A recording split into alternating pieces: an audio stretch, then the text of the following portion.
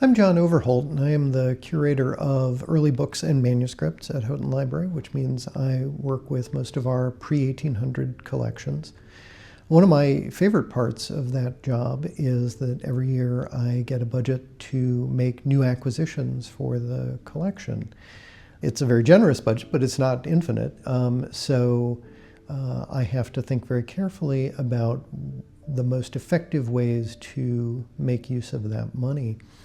And one of my first questions when I'm thinking about buying a book or a manuscript for the collection is, how is this going to be used? It would do very little good if I bought something that we put away on a shelf and nobody ever looked at it ever again. We're a research library, and the reason we hold the materials that we do is to support research and teaching and to give people the opportunity to learn from these resources. Last year, I was contacted by Stephen and Natia from the Program for Georgian Studies about the opportunity to acquire the first Bible printed in the Georgian language, which we have here, printed in 1743.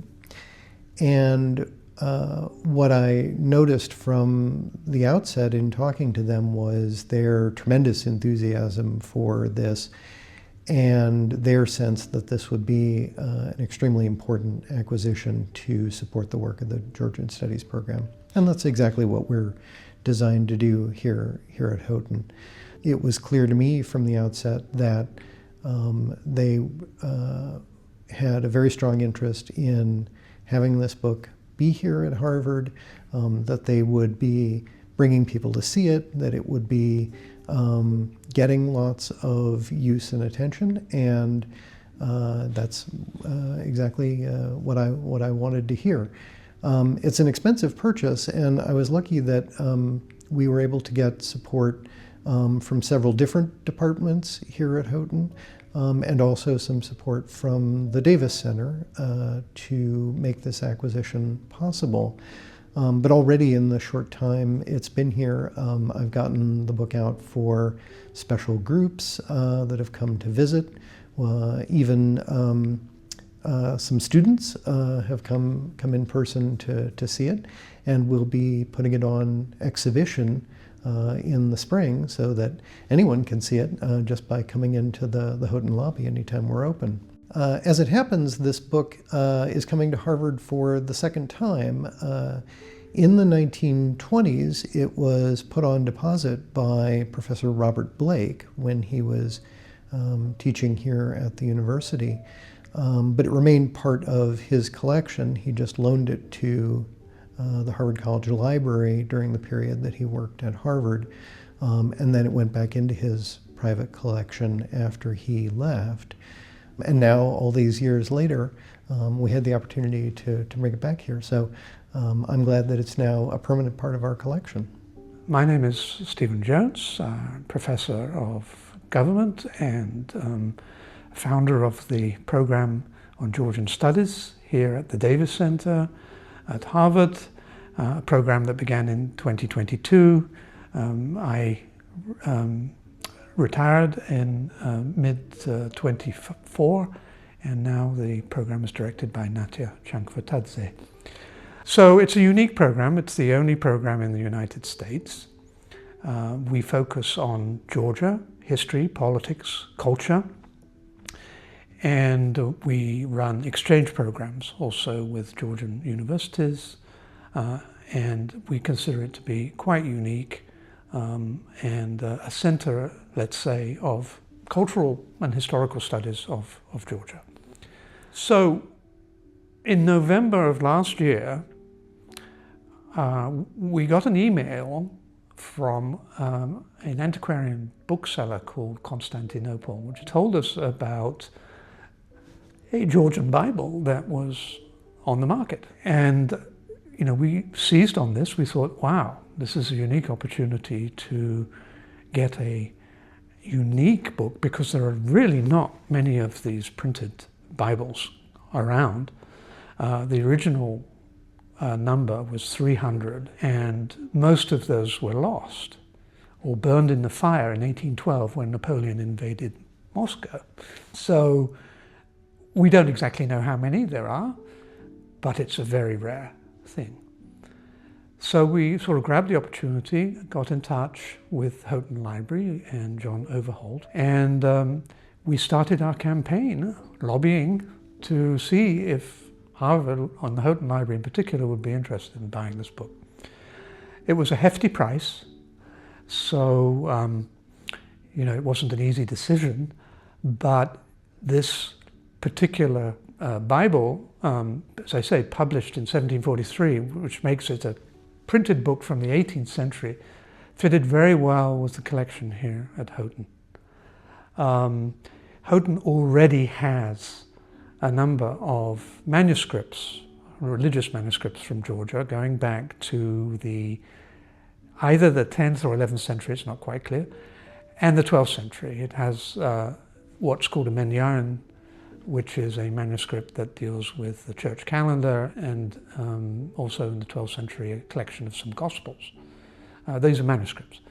So, there's already a basis there for a collection of, let's say, Georgian materials going from the early Middle Ages through to the modern period of 18th and 19th century. But there was nothing in the 18th century here of Georgian materials, so it fitted well. And John was very enthusiastic, and we worked very well with him, and the Houghton Library decided it would be an important addition to the collection. So it was bought, which was fantastic. And when we received it, we found some interesting inscriptions inside the Bible, which of course gives this particular Bible its unique flavor, right? So as I mentioned, this was published, interestingly, in Moscow in 1743. This was a time when the Georgian state was being threatened by Muslim powers to the south. And so it was very hard for them to set up a printing press. They did set up a printing press, but it was destroyed by the Ottomans. And many of the royal family ended up in exile in Russia in the 1720s and 1730s. Two figures in particular, they were the children of one of the Georgian kings called Vakhtang VI. One was called Bakar, and the other was called Vakhushti.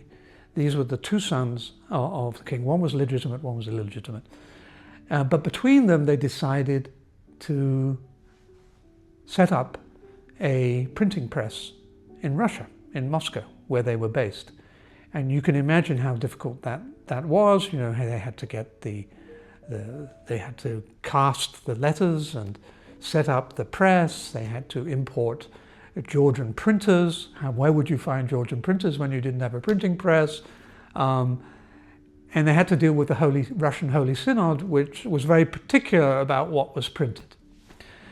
So eventually it came together after a long struggle, and as I said, 300 copies were printed. And it wasn't until 1761, I believe, that the Holy Synod gave permission to the Georgian community in Moscow to take some of those Bibles back to their homeland in Georgia.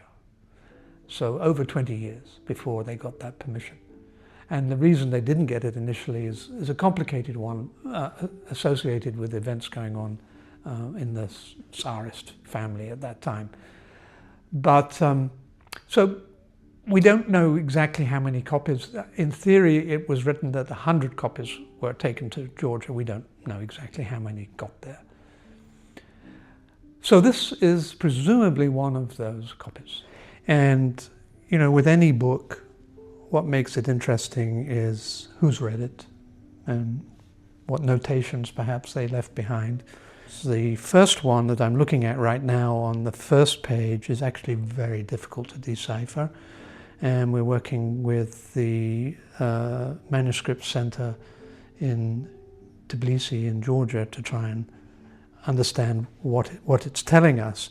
But on the second page, which I'm looking at now, it's more readable, And we can see that this Bible was in the hands of Natia Chankvetadze, a Georgian noble, and it dates at 1890 in the western city of Kutaisi. Natia Chankvetadze and his wife Nino Chankvetadze were both writers and quite popular, quite famous in Georgia. Underneath his name is a quotation which we had quite a bit of difficulty finding where it was from. It's from the book of Sirach, which is a Hebrew religious text. I think very often it's referred to as the wisdom of Jesus. It's a short little philosophical section about fear of God and how God is important to our lives. You know, of course, at this time, Georgia was part of the Russian Empire, and it was a Christian country going back to the 4th century AD. So it's not surprising that you would refer in a Bible, after all, to religious quotations. So turning the page, there are 2 inscriptions. One that tells us this book was loaned to Harvard College Library by Robert Blake in July 29, 1920. Robert Blake was a very famous, what we call a Kartvelologist, or a person who studies Georgia. There were not many around, as you could imagine, especially in the United States at that time. Robert Blake has a very interesting history, but he started his studies at St. Petersburg University, and then in 1918 he went to Georgia, which at that time was independent, to collect and collate manuscripts, Georgian manuscripts, because Georgian manuscripts played a crucial role in the translation of religious texts or manuscripts from the Greek, from Syriac and other languages. So Robert Blake was clearly interested in finding out what these manuscripts were. He became an expert. He could read 8 different languages, most of them ancient languages. He traveled to Georgia. He stayed there for 2 years. He taught at Tbilisi University there, which had just been founded, the first university in Georgia. And in 1920, he returned to the United States to work at Harvard. I think he was hired initially as a adjunct professor, and really became a sort of powerful expert, not only in Georgian studies, but in Byzantine studies. He also became the director of the Widener Library here. And currently we are looking at his papers to find out more about his life and his connection, maybe with this particular Bible. So underneath Robert Blake's inscription, there is handwritten in Georgian a story about a little boy, the son of an aristocratic family in Georgia, the Tseretelis, who was born in 1851, and there's a little inscription celebrating his birth, but at the end of the inscription there's a sad little note that he died 6 months later. That also is part of the history of this Bible, and as I said, makes it unique. Other than that, just one more point. It is written in an ancient Georgian ecclesiastical script called Nushuri, which makes it very difficult for most of us to read. We can understand modern Georgian, which is called Mkhedruli, but Nushuri is only decipherable by experts like Robert Blake. So you do have to have a knowledge of the old alphabet in order to read the Bible. I don't think, as I understand it, that there is any other copy of this printed Bible in the United States. The Bodleian Library in Oxford has a copy, but other than that, I don't know how many there are out there. So we're very lucky. My name is Natia Chankvetadze, and I'm the Director of Program on Georgian Studies at the Davis Center, Harvard University. It's quite new initiative actually. It started in 2022 with the research grant from the Georgian Ministry of Science and Education. However, nowadays we are trying to have more people and more Georgian institutes involved in supporting the program. And we work across 5 major pillars. We teach Georgian language and classes on Georgian. Also, we do different research projects, and I brought here one of the examples of our research project, which is the Georgian diaspora in the United States, which is also part of the Harvard Library collections, Davis Center collections. And we do exchanges where Georgians come to Harvard, and Harvard University students and professors go to Georgia. However, Georgia-Harvard relations did not really start in 2022. It has much deeper roots, and it is much more history here. And I also brought this print that has a very interesting title, Georgia Collects Its History. So that is the story how Harvard University Library safeguarded Georgian materials, very important materials from the First Republic of Georgia. So the story goes that in 1918, Georgia declared its independence, and the first Democratic Republic of Georgia was established, which was short-lived because of Soviet occupation in 1921. But because of these 3 years of independence, there were important documents about the nation's history of that time, and many records. So in total, it was apparently 82 cartons of these important documents that Harvard brought here. So in 1921, when then Georgian officials and the government of independent Georgian Republic fled country, many of them escaped to France, Paris, and they brought all these documents with them. And it was at the French National Library for some time, and then it moved to the Chateau Leville. However, story goes that in 1960s, professor from Harvard, Richard Pipes, was also the director of the Davis Center in 1973. He was in Paris on a Guggenheim fellowship, and he met few Georgian officials in exile there. And then that was the time when conversations started if those documents would come to Harvard and if Harvard would safeguard them.